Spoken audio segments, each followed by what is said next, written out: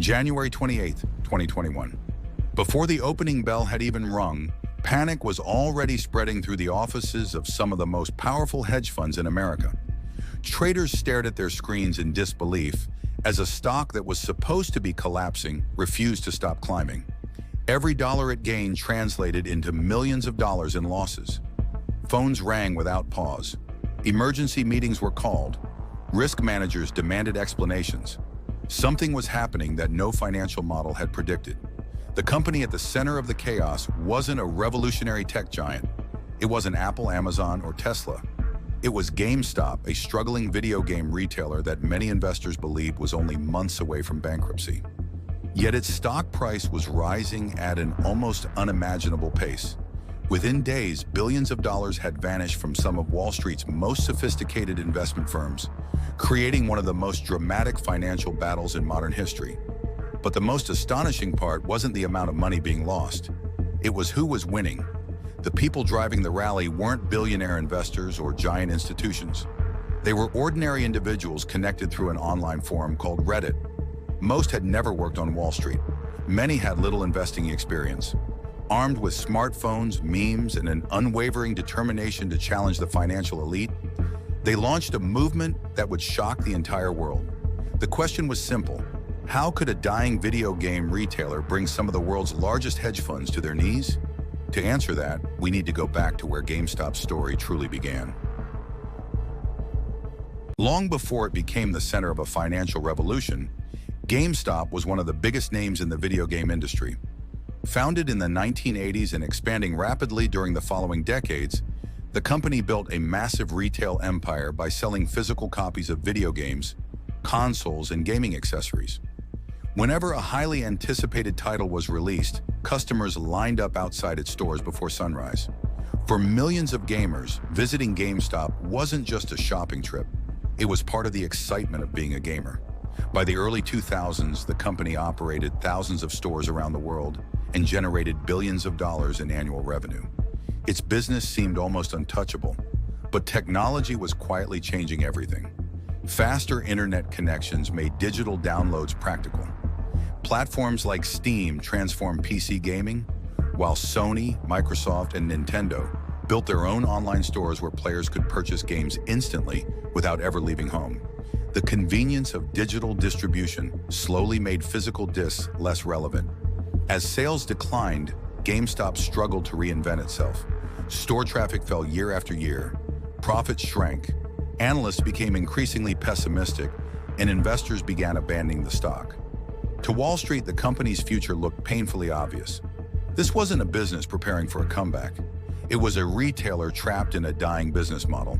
And when professional investors looked at GameStop's collapsing stock price, many believed they had found the easiest investment opportunity imaginable. Instead of buying the company, they decided to make billions betting that it would disappear forever. To understand what happened next, you first need to understand one of Wall Street's favorite strategies: short selling.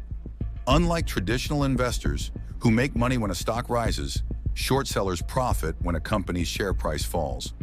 They borrow shares from another investor, immediately sell them on the market, and hope to buy them back later at a much lower price. If everything goes according to plan, they return the borrowed shares, keep the difference, and walk away with a profit. But there is one terrifying problem with this strategy. While a normal investor can only lose the money they invested, a short seller's losses are theoretically unlimited because there is no limit to how high a stock can rise. As GameStop's business continued to deteriorate, several of Wall Street's largest hedge funds became convinced that the company was doomed. Firms like Melvin Capital and Citron Research publicly argued that the stock was dramatically overvalued and destined to collapse. They weren't making small bets. They were betting billions of dollars that GameStop would fail. Soon, more and more funds joined the trade. The number of shares sold short kept growing until something extraordinary happened. More than 100% of GameStop's publicly available shares had been sold short. It was an almost impossible situation, creating a financial time bomb hidden beneath Wall Street. All it needed was a single spark to explode. While some of the smartest investors on Wall Street were betting against GameStop, one man quietly reached the opposite conclusion. His name was Keith Gill, a financial analyst from Massachusetts who spent his evenings posting investment ideas online under the names Roaring Kitty on YouTube and Deep Funding Value on Reddit. Unlike the hedge funds, Keith wasn't interested in following the crowd. He spent hundreds of hours reading GameStop's financial statements, studying its balance sheet, and analyzing its future. What he saw wasn't a perfect company, but he also didn't see a company that deserved to disappear. More importantly, Keith noticed something almost nobody else seemed to appreciate. The enormous number of short positions created a rare opportunity. If enough people started buying GameStop shares at the same time, short sellers would eventually be forced to buy those shares back to limit their losses. That desperate buying would push the stock even higher, forcing even more hedge funds to cover their positions. It could create a chain reaction unlike anything Wall Street had ever experienced. For months, almost nobody listened. Many mocked him. Others called him reckless. But Keith kept buying more shares, posting regular updates, and refusing to sell. He believed that sooner or later, the market would realize what everyone else had failed to see. He had no idea that his posts were about to ignite one of the greatest financial revolutions in history. For years, Reddit had been home to thousands of online communities discussing every topic imaginable. One of them, a forum called WallStreetBets, had built a reputation unlike any other. Its members weren't professional investors wearing expensive suits. They were students, engineers, programmers, truck drivers, teachers, and ordinary people who loved taking enormous risks in the stock market. The community was filled with memes, jokes, and screenshots of spectacular gains and devastating losses. To outsiders, it looked more like internet chaos than serious investing. But Keith Gill's relentless posts slowly began to change the conversation. More and more users started reading his analysis and realized that GameStop wasn't just another struggling retailer. It represented a once-in-a-generation opportunity. If Wall Street had become too greedy with its short positions, then ordinary investors could turn that greed against them. The idea spread at incredible speed. Thousands became tens of thousands became hundreds of thousands. Every new buyer pushed the stock a little higher. Then came another powerful force. Many investors began purchasing call options instead of shares, forcing market makers to buy even more GameStop stock to hedge their positions. This phenomenon, known as a gamma squeeze, accelerated the rally even further. What had started as an online discussion was rapidly transforming into a financial movement that nobody on Wall Street had taken seriously. Soon, the consequences would become impossible to ignore. As GameStop's share price continued climbing, panic spread through the hedge funds that had bet against it. Every dollar higher meant larger losses. At first, many believed the rally would quickly fade. They had seen speculative bubbles before, and they expected this one to end the same way. Instead, the opposite happened. The higher the stock climbed, the more pressure short sellers faced from their brokers. Eventually, many received margin calls, forcing them to buy back the shares they had borrowed regardless of the price.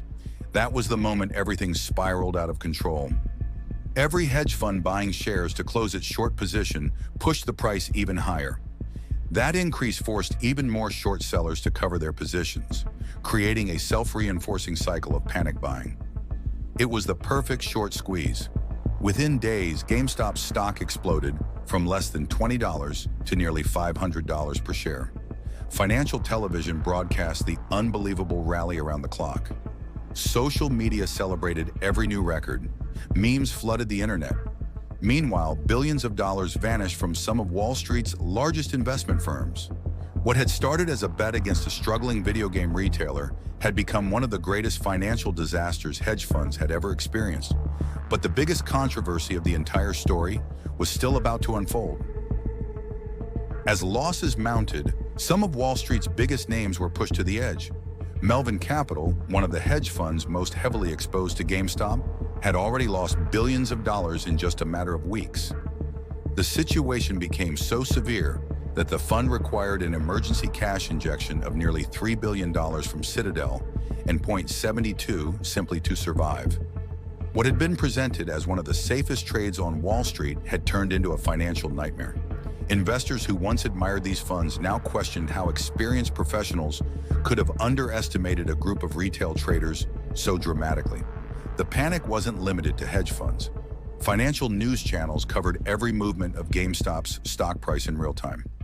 Analysts struggled to explain what was happening. Some argued that the rally had become completely detached from reality, while others admitted that Wall Street's excessive short selling had created the perfect conditions for disaster. Around the world, millions of people watched the battle unfold as if it were a sporting event. Every new price record was celebrated across social media. Every hedge fund loss became another viral headline. For the first time in decades, ordinary investors believed they had defeated the financial establishment on its own battlefield. But just when it seemed like the small investors had won, an unexpected decision changed everything almost overnight. On the morning of January 28th, millions of investors opened their trading apps expecting another historic day. Instead, many were greeted with a shocking message. Robinhood, one of the most popular brokerage platforms in the United States, had restricted purchases of GameStop shares. Customers could still sell their stock, but they could no longer buy more. Other brokerages quickly introduced similar restrictions. Within minutes, confusion turned into outrage.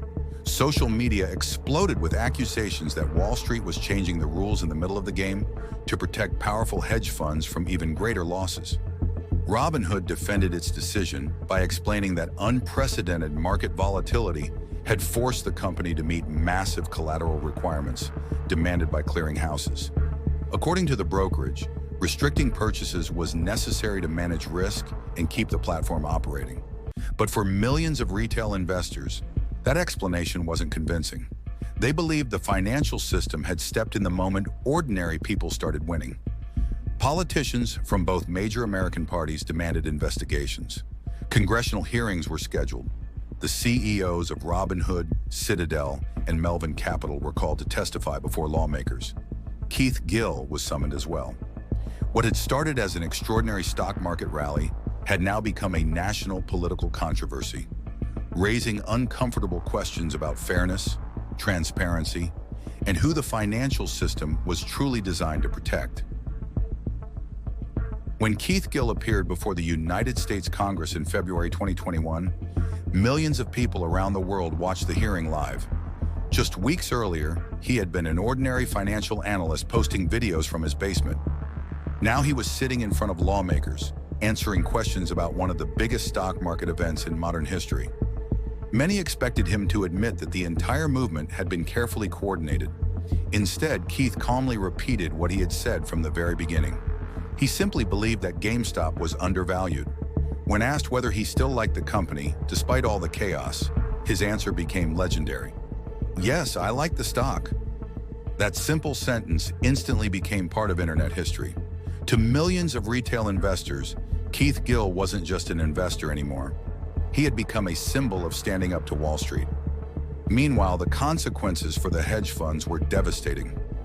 Melvin Capital never truly recovered from its enormous losses and officially shut down little more than a year later. Billions of dollars had disappeared.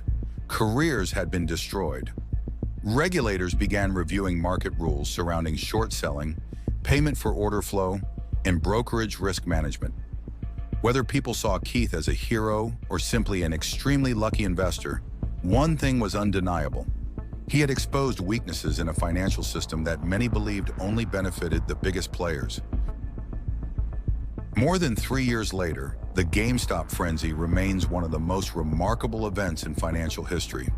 The company's stock eventually fell far below its historic peak, and many investors who bought near the top suffered significant losses. Others, including some early Reddit users, walked away with life-changing fortunes. Like every financial mania before it, the story created both winners and losers. But reducing GameStop to a simple stock bubble misses the much bigger picture. The real legacy of GameStop wasn't the share price, it was the message it sent to Wall Street. Millions of ordinary investors had demonstrated that, when connected through the internet, they could influence financial markets in ways previously thought impossible. Hedge funds learned that excessive confidence in overcrowded trades could become catastrophic. Regulators were forced to examine weaknesses in the structure of modern markets. And for the first time, millions of people who had never cared about finance became fascinated by concepts like short selling, options, and market liquidity. GameStop was never supposed to change history. It was just another struggling retailer trying to survive a changing industry. Yet for a brief moment, it became the center of a global financial revolution. A company that many believed was destined to disappear instead exposed the fragile balance between Wall Street and Main Street. And perhaps that is the greatest lesson of all. In financial markets, the biggest threat is often not the one everyone sees coming, but the one that everyone believes is impossible.